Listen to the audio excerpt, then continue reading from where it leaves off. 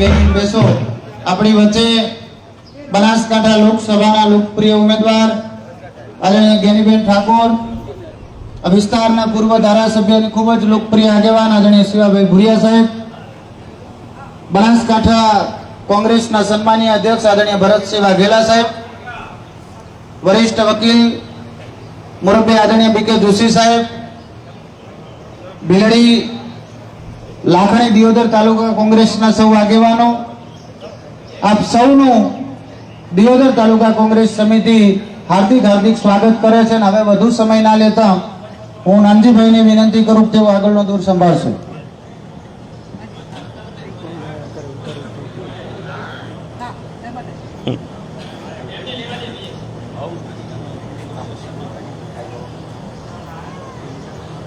હવે આપણા લોકસભાના ઉમેદવાર પધારી ચૂક્યા છે.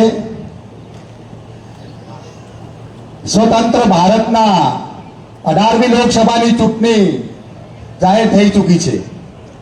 ચૂંટણીમાં બંને પક્ષોએ મહિલાઓની પસંદગી કરી છે. ભાજપ પક્ષ તરફથી બનાસ ડેરીના આદ્ય સ્થાપક અને સર્વોદયના પ્રણેતા મરહમ ગલબા કાકાની પૌત્રી રેખાબેન ઉમેદવાર તરીકે જાહેર થઈ છે.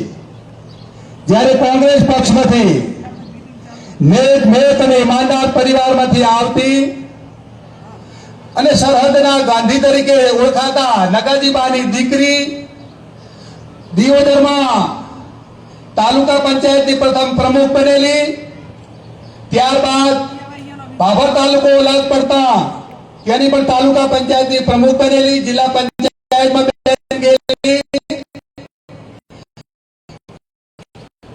અને